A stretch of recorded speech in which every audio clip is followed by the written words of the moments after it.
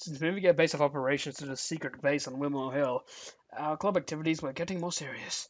Until now, we'd been working underground, and we couldn't achieve anything that stood out that much, so it was our chance to work hard. Aren't you technically working underground now? The first thing for us to do was work on the repairs to the damaged aircraft. Use the brush to push the air out of the glass mats, and paint the resin over it. Like this. You're putting on too much. Do it little by little. This much? This much?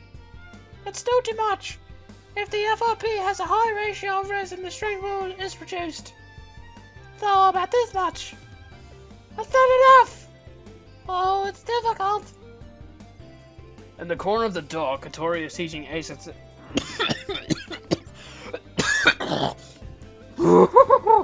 Okay.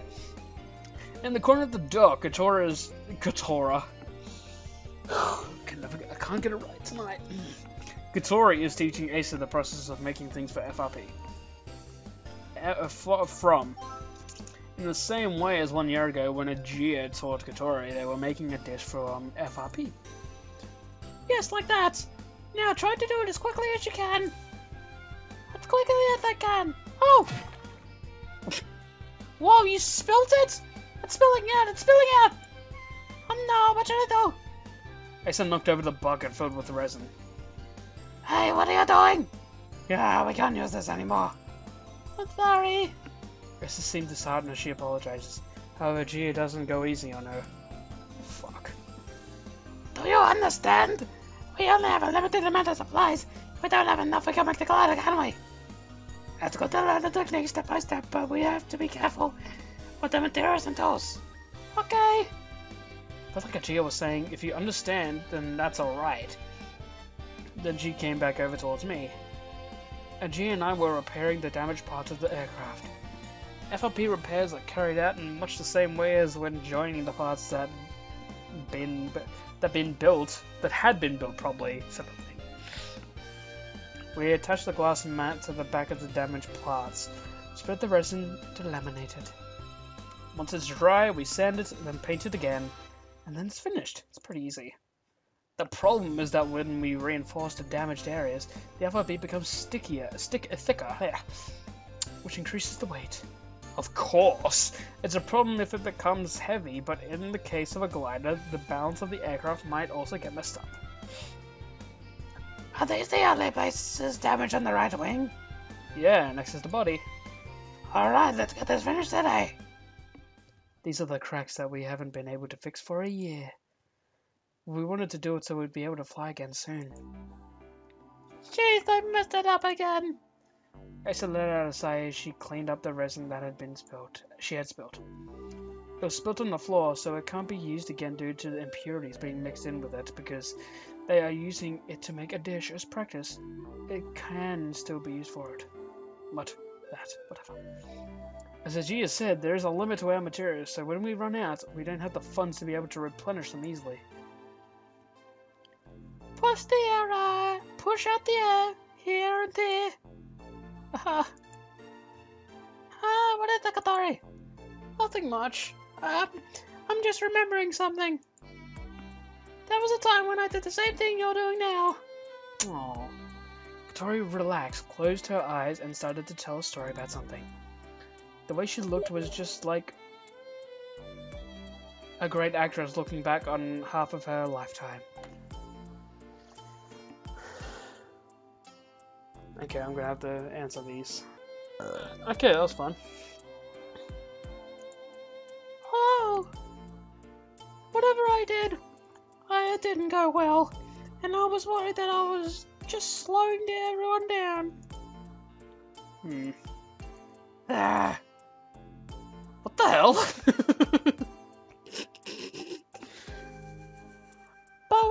But the ones who changed... The ones who changed me were my irreplaceable friends. Irreplaceable friends? Yes, because of my bond with those friends, I was able to change. That's enough, I can't take it anymore. Ajia threw down the brush she was using to spread the resin. Yeah, I can't bear to listen to you telling those stories with such a serious look on your face. Look at this, it's freaking me out so much. I'm getting goosebumps. Next to her, I held onto my stomach as I broke into a fit of laughter.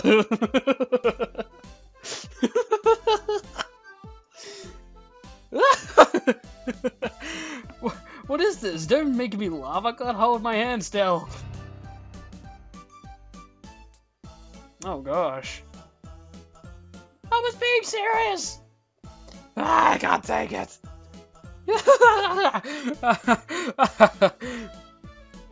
Well, watch out, Asa. Sometimes she makes a really serious face and says some hilarious things. Oh, was that a joke just now? It's not a joke. Katori started throwing things at us in anger. Oh, sorry, I was just kidding. Ouch. Hey, you're gonna hit the glider. Ouch. You idiots. Don't you have any sense of tact, you morons? Go to hell. Sorry, I'm sorry. Well, I'm happy you feel that way, though. It's just that you need to have a sense of the time, the place, and the occasion. Isn't that right, Ajia? Yeah, I'm happy, but just don't say things like that when we're doing serious work. See this? My hand was shaking and now it's bent. It's not my fault! You've only got yourselves to blame! It was really funny when she said go to hell. Not knowing if we were joking or serious, Asa couldn't keep up with it and just watched us.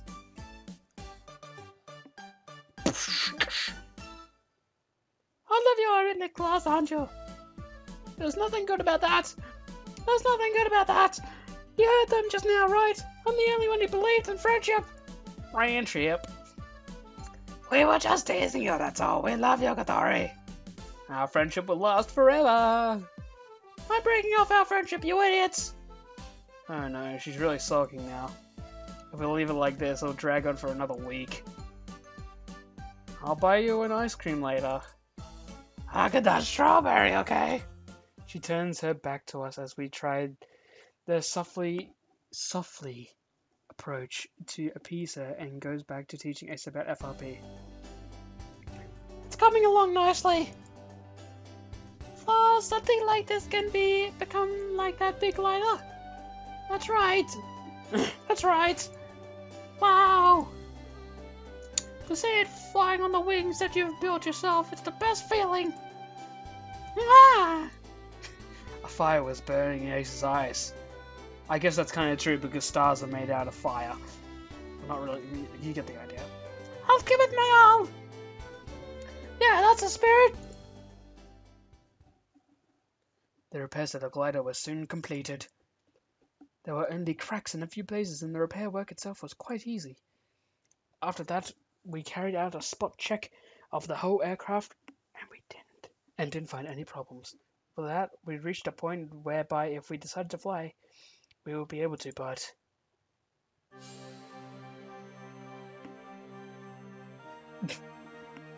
It's time to start the big remodeling project!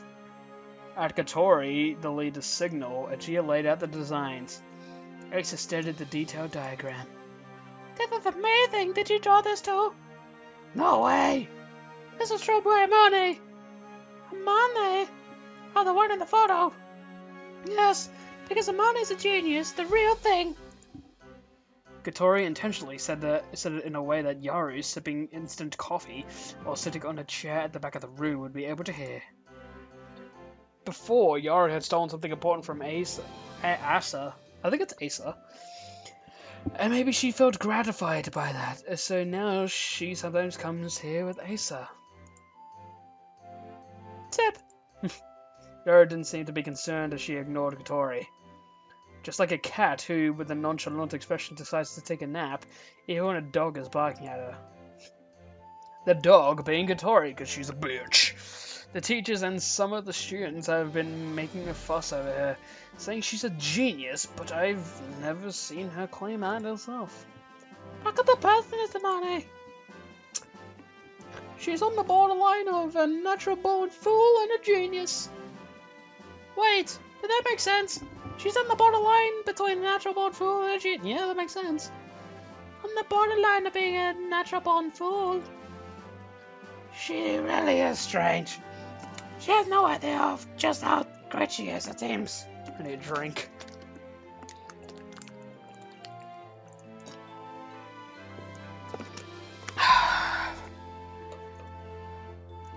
She either has a complete lack of objectivity, or the way her brain is wired is just that different to normal people. She would often say, that's because I'm stupid. That was a catchphrase. Really, she seems very kind. I think rather than saying she's kind, I'd say she's more like a kid. That's why she needed so much taken care of. Yeah. She looks very pretty. She's tall, has a good figure, and is a very feminine girl with gigantic teeth. But her eyes are like a little kid's, and it was like she was looking at the world through a prism. There was a mysterious feeling about her. These designs were made by Amane for her best friend. Best friend? Yes, our predecessor. Also, she should be. But the truth is, we don't know what sort of person she is. She's called Asuka, and she, along with Amane, run the Soaring Club. But after that, she suddenly left the school. Asuka. Hey, sir? No. I just thought it was an unusual name. Is that why you're going to make this? That's one reason, but that's not all. The mysterious clouds that you saw, we told you before how that's what we're aiming for, didn't we? We've spoken many times about that last flight I took with Amane. We've been thinking about several reasons why we failed that time. There are basically 3 problems. I explained them simply so that Asa could understand. The first is the lack of lift. The glider we have now is extremely well balanced, and because of all the flights we performed, we made adjustments in the way it's been built. That is to say, it's not an all-round, it's an all-rounder. On the other hand, it doesn't specialize in anything in any particular area, which might count as a negative point since it's been built for a specific purpose. The thing we need is wings that will allow us to fly high. When there aren't many upward drafts, we need to reach a high altitude as quickly as we can. So we need wings adapted for that. The next thing we need is piloting skills. Well, we have that. We realize that it takes a lot more skill to find upward drafts in the limited time we have to reach the morning glory. That's why I traveled to the airfield and took proper pilot training, and then a few days ago finally got my pilot's license. Last of all is the flight plan. When the morning glory appears, completely different weather patterns to normal occur over Kazuura. This affects where the upward draft will occur, what kind they'll be, and how high they'll be able to lift the glider. Also, which winds we should ride. For that, we needed to put together a plan. So that's how it is. Do you understand so far? Yep. She gives a strong reply, but it doesn't really look like she understands. Not much we can do about that. She's a new member who hasn't even done any test flights yet. To put it simply, we're going to make wings that can get a lot of lift to make it fly higher. That's what these plans are for. Money must have foreseen this when she drew these plans. However, there was no way she could have made it by herself. We would be the ones to build this glider that almost seemed like an illusion. Well then, let's get to work on it right away. We head to the dock. The first thing is to make the new wings. The same way as before, it starts with us making the shape from styrofoam. We already have experience of doing this, so we can get to work without delay. Yeah, so this is how we make it. Don't just stand there acting all impressed. Don't just stand there acting all impressed. Come and help. I find it so hard to transition from Asa to Katori's voice, because Asa's voice is such a higher pitch, and I need to clear my throat afterwards, so I can't transition easily. Okay. This is the head cutter. This head cutter is used to cut styrofoam. Here, try it. She's teaching Asa how to do it properly. Slowly, slowly. That's it, like that, carefully. Blah! Whoa, that's... Where do you think you're cutting? Hey, come and hold it down here. Sure. It's so spacious, so it's easy to work here. Yeah, it's a little hot though. There's no air conditioning in the dock, and all the walls are steel, so we're dead. We were able to use the electric fan we'd brought with us to keep cool. While dripping with sweat, we became immersed in work. Look at you, sweating like that with such desperation on your faces. Everyone's so hardworking, I don't understand it. Yaru, who was leaning against the wall, turned to leave the dock. Yaru, are you leaving? I'm just going to buy something to drink. It's so hot. Oh god, it's almost like a money. I'm just going to buy something to drink. It's so hot in here, I feel like I'm gonna die. Sis, do you need anything? Yeah, soda. How about the rest of you? Huh? Oh, oolong tea, please. Can I have a cola? Me too. Soda, oolong tea, and 2 cola. 2 colas. God, it's so much. This is Amane's voice, and I can't think of it. I've already lost Yaru's voice. With a straight face, Yaru left the dock. We looked at each other curiously, but we didn't really say anything, and went back to work. Gonna record until the next chapter. This chapter ends. There was still something we needed to do as part of the safe execution of glider improvement project. And that was cutting the grass on the runway. We gathered some people to help with the work on a midsummer Saturday afternoon under the blazing hot sun. I swear to God, if that guy is there, I'm going to punch him in the face. About halfway through the work, Katori and I went to greet the landowner at their home. It's so hot! I'm going to mow Yaru. So why don't you come over here and take a break? It's cool. It's cool in the shade. There's juice too. No, I'm okay. Come on, Asa, do your best. If we don't, we won't be able to fly. Yes. I pushed Katori's wheelchair back to where the others, covered in sweat, were working. Welcome back. Uh-oh. Katori doesn't look happy. And neither do I, probably. Welcome back, Yoto. What's up? Asked Asa, looking at Katori's gloomy expression. I'm sorry, everyone. Everyone was puzzled by Katori coming back with her head lowered, with her... I think that's supposed to be head lowered in apology. What is it? Did something happen?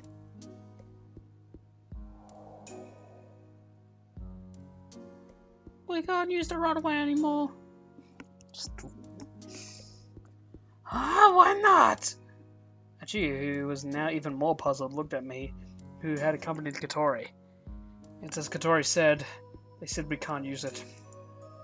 The landowner is an old member of the Soaring Club, and last year they had willingly let us use the runway.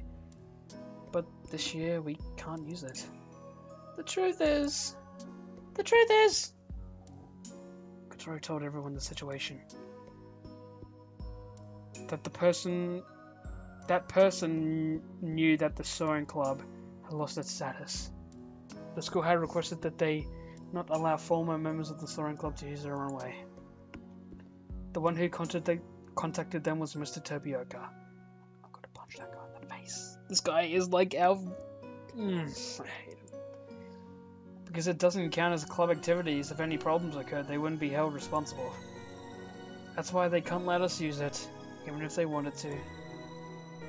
It's a natural decision. It wasn't their fault at all, and they apologized over and over.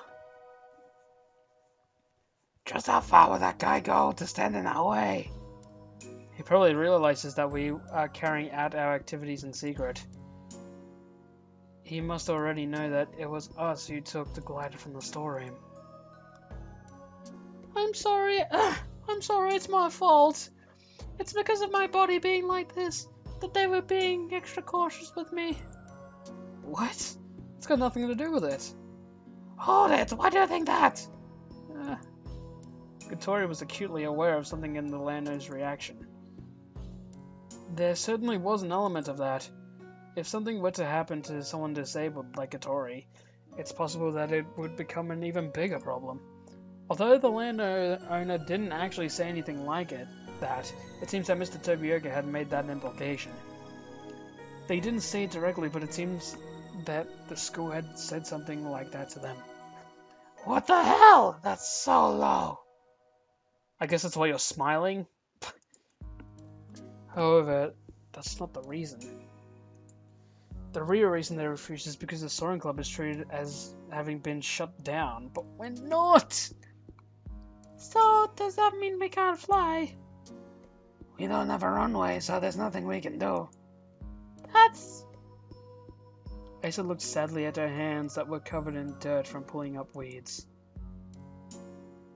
Why don't you look for another place? It's no good.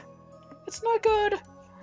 There are only a limited number of places which are flat enough to have enough space. Ooh, what a bunch of idiots. Yaru, who was sitting in the shade listening to our conversation, spoke like she was irritated. Gatori glared angrily at her.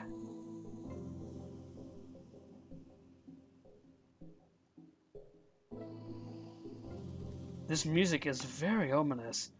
You're going to give up because of something like that? You were so motivated until just now. What's that supposed to mean? This has nothing to do with you. Yes, it does. We're letting you use that place, and you've involved my sister in all this too. Well, if that's all you've got, you should just give up right now. Yaru, stop it! I'm telling the truth, that's all. There's nothing mistaken in what Yaru is saying. If we got depressed and give up because of something like this, it would have been better if we'd never even started in the first place. That's why no one has anything to say back to her. We won't give up, isn't that right, Gatori? Oh, whoops. We won't give up, isn't that right, Gatori? Yeah, of course. Just as things were starting to go well, we were hit with a big counter-punch, which left us reeling. But we're not ones to lose heart at this sort of thing. But what are we going to do? To search for another place, we'd... No, there's no need to do that. It's simple. What we have to do is to be accepted as a club. That's what we were aiming for originally. There's no reason for us to be depressed, is there? Oh, I see. Third notes enthusiastically. This kind of thing doesn't present any sort of obstacle for us. We'll show that old man. This isn't the first time Mr. Tobioka has been angry with us. The test flight will have to be postponed a little longer, though. Everyone! He'll pay for making me look like a... he'll pay for trying to make a fool of me. It would appear that we need to speed things up when it comes to the restoration of the club, so that we can return to the sky as soon as possible.